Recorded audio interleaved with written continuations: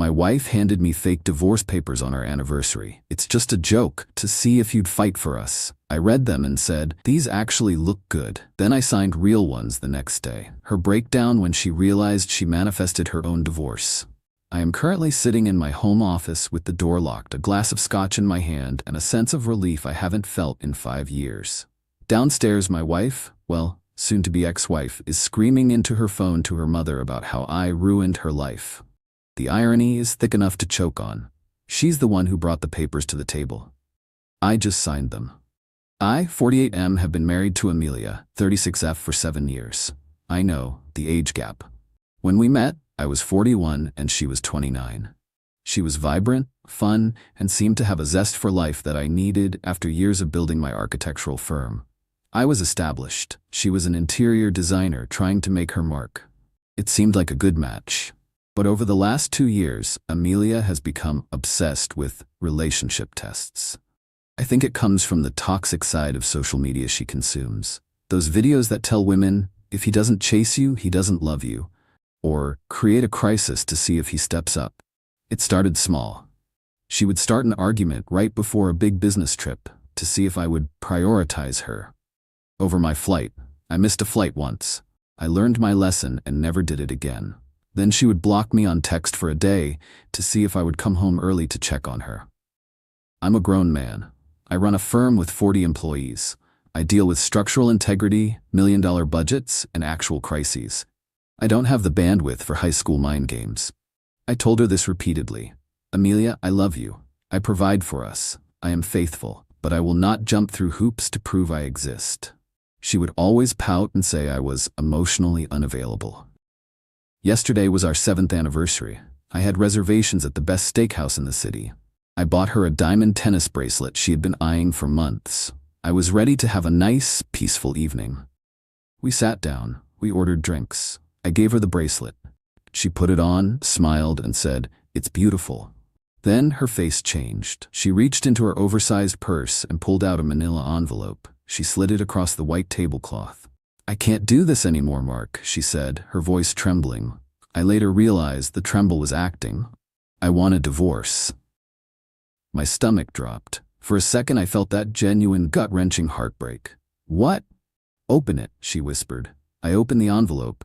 Inside was a legal-looking document titled Petition for Dissolution of Marriage. I put my reading glasses on. I started to read. It was surprisingly fair. It listed a 50-50 split of our liquid assets. It stated she would keep her car, which I pay for, and I would keep the house, which I owned before the marriage, though she's on the deed now. It waived spousal support. I read it twice. "You want to waive alimony?" I asked, confused. She was watching me closely, her eyes wide.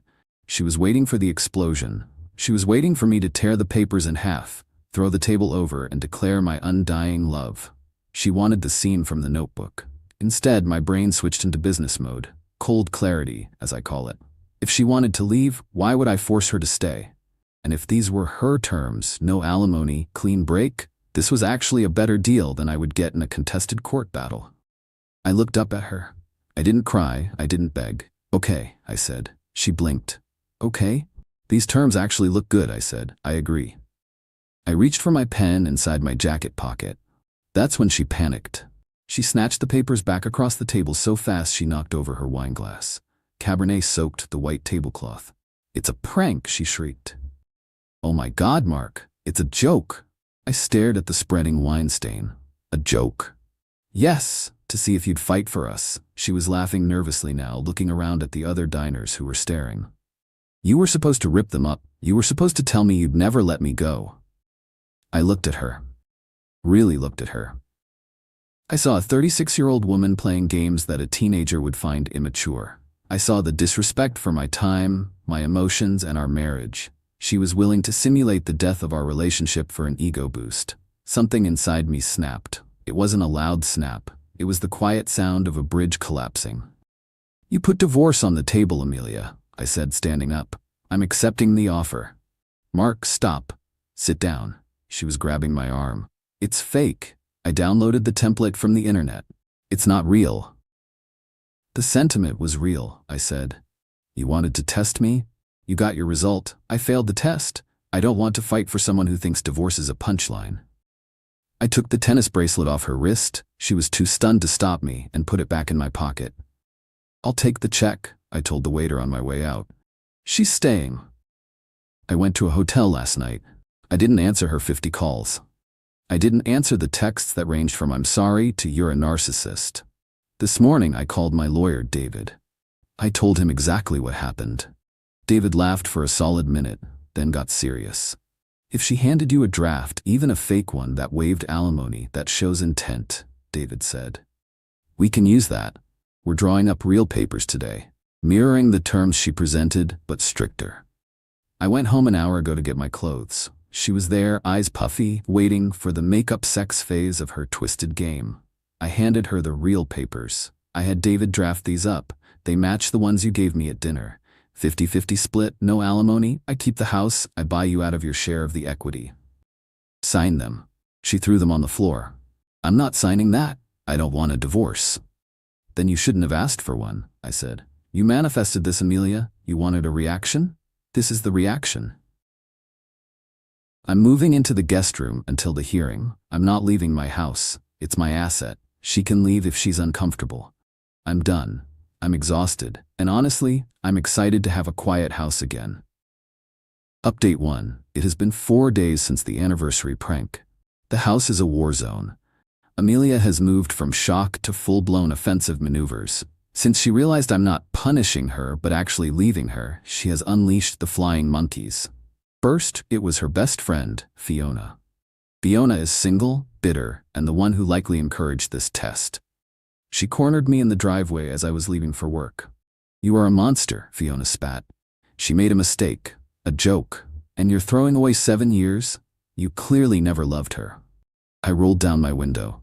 Fiona, if you handed your boss a resignation letter as a joke to see if he'd beg you to stay, and he accepted it, whose fault is that? That's different. Marriage is about love. Marriage is a legal contract, I said, and she breached it. Get off my driveway or I'm calling the police for trespassing. Then came the parents. Her mother called me, weeping. Mark, she's devastated. She can't eat. She's throwing up. You have to stop this. You're being cruel. I respect her parents. They are good people, so I told them the truth. Barbara, she handed me divorce papers on our anniversary. She humiliated me in public. This wasn't a one-time thing. It was the finale of 2 years of emotional manipulation. I am not cruel. I am done. But she waives alimony in that joke, Barbara cried. She needs support. She can't survive on her design income. Then she shouldn't have written no alimony in her joke papers, I said. She set the terms. I'm just following her lead. Inside the house, Amelia is trying a new tactic, the perfect wife routine. I come home and dinner is cooked. The house is spotless. She's wearing the lingerie I bought her 3 years ago. It's pathetic. It makes me sick. Because she's only doing it because she's terrified of losing her lifestyle, not because she respects me.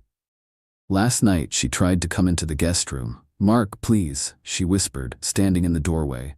Let me make it up to you. I love you. I didn't look up from my book. Amelia, you are obstructing the doorway. Close it from the other side.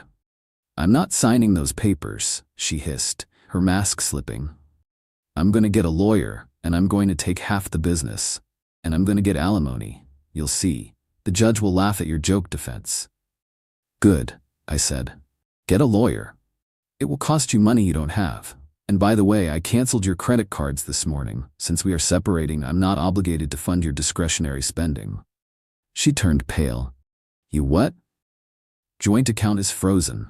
Credit cards are canceled. You have your personal checking account. Good luck. She screamed and slammed the door. I slept like a baby. Update 2. Things have gotten legal and ugly. Amelia hired a lawyer. Not a good one, because she can't afford the retainer for the sharks without my credit cards. She hired a strip mall guy who probably does more DUIs than divorces. They filed a response. She is asking for $6,000 a month in alimony. 50% of my architectural firm's value. The house. David, my lawyer, read it and chuckled. She's dreaming. The firm is premarital property. The house is premarital property. She's entitled to half the appreciation of the house value during the marriage and half of our savings. That's it. But here's where the joke papers come in handy. In our state, Conduct matters for asset distribution if it shows malicious intent or waste of marital assets. David argued that her presenting the papers, even as a prank, was a formal declaration of intent to dissolve the marriage. But more importantly, we found the search history on the shared iPad she forgot to log out of. She hadn't just downloaded a template. She had been Googling how to scare husband into appreciation, divorce prank on husband, and this is the kicker. What happens to assets if I divorce him after 10 years for 7 years? She was researching the timeline.